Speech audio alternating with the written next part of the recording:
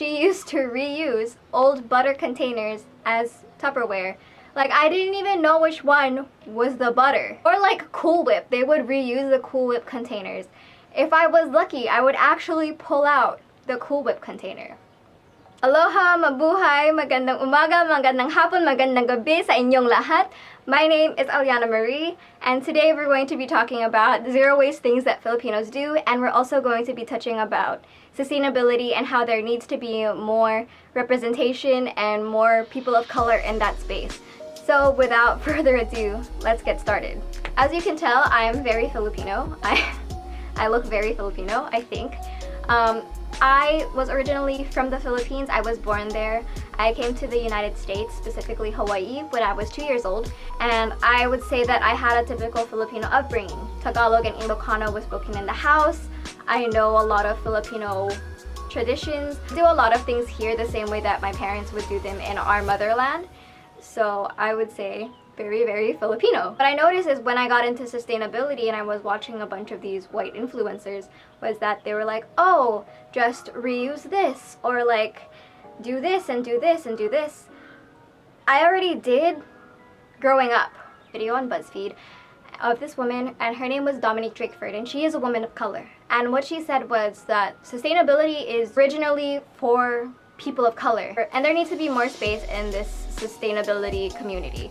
Being sustainable and being zero waste and caring about the environment isn't a white hippie thing. It's a humanitarian thing, and everybody needs to come in solidarity to help fight climate change and to help fight plastic pollution. So yeah, I know that this talk was very, very long, but now let's get into the sustainable things that growing up as Filipino I did.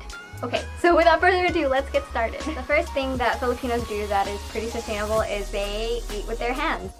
Eating with your hands is called kamayan. Kamay meaning hands, so you eat with your hands. So that eliminates the need for plastic cutlery, for even bamboo cutlery, and for silverware.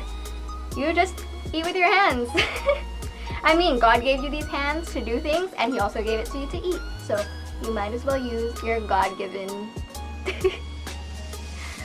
Yeah, just use your hands to eat. I mean, the second thing that Filipinos do that is sustainable is the tabo. Now, if you are Filipino, you know what a tabo is. So what a tabo is... Oh, let me explain this. So, in the Philippines, you would collect water from the tap in a bucket. And you can use that bucket with a tabo, which is basically a dipper. And you can use it to either shower, you can use it to water plants, and you can also use it to wash your bum after you use number 2 in the toilet. So, very versatile. You save on toilet paper if you use the tabo when you wipe your bum. And you also, you also conserve water when you shower. So it's a lot more efficient, I feel, than using a shower. Because you conserve the water and you can direct the water to go on your body. Meanwhile, while you use the overhead shower, you don't really necessarily use all of the water on your body. You know what I mean? Sometimes it just lands wherever it lands. The third one is we reuse old clothes as cleaning rags. So clothes that you can't repair anymore, clothes that you probably won't be able to give it life as actual clothing, we use it as cleaning rags. Like, I remember, this is really hard to admit, I remember when my panties would be too stretched out to wear anymore and too stretched out to give to anybody, because like, why would you give it to anybody? So my mom would wash them and then she'd cut them up and use them to wipe around our house. I mean, you're still repurposing it, so that's great. And yeah, anything from t-shirts to underwear, my mom would cut up and she'd use it to clean around the house. So, okay, moving on to the fourth one. If you know of Joe Coy, you already know what I'm about to say. We reuse old containers as Tupperware.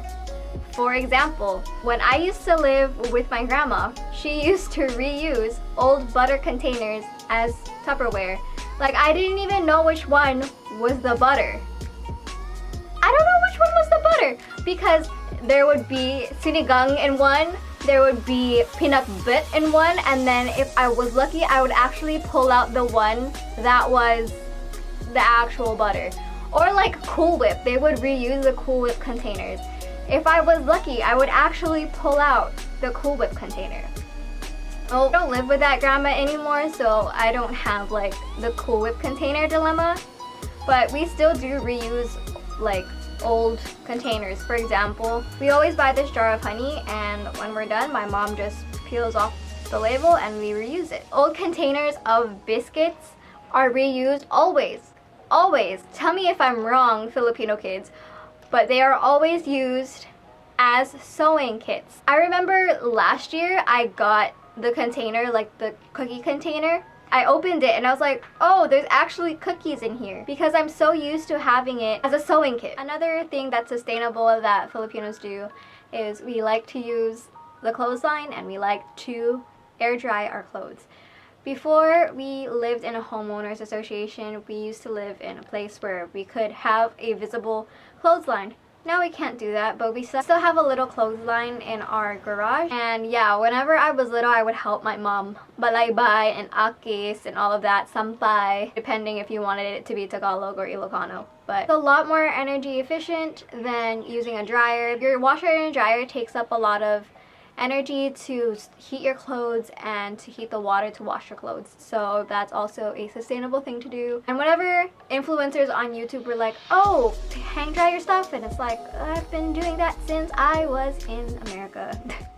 Now let's talk about the sustainability community and the lack of representation. So if you haven't noticed before, a lot of the sustainability influencers on YouTube are typically white and thin, and always say to do things like shop in bulk or whatever. The thing about climate change is that it impacts minorities more when it starts to get worse. Those who are minorities, like people of color and those of lower socioeconomic backgrounds, don't have access to the things that these white influencers have.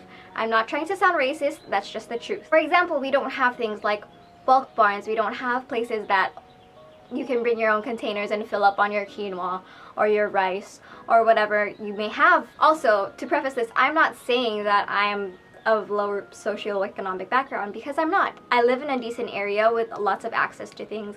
I live in a beautiful home.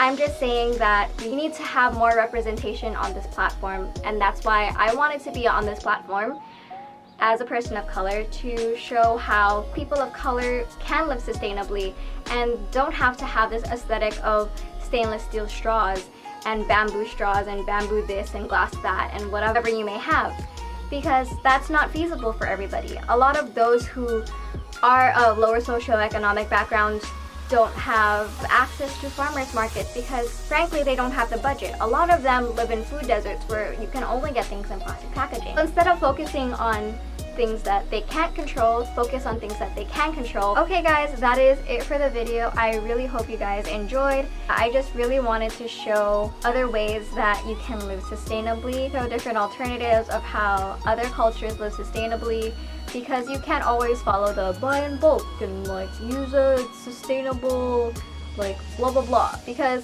as great as those are, not everybody has access to them, and maybe something that Filipinos do can be accessible to you and you can do it. I really hope you guys enjoyed. I hope you learned something. If you liked it, please give it a big thumbs up, and if you want to see more of my face and my eco-friendly tips, please feel free to hit the subscribe button down below, and I will talk to you guys in another video. Bye!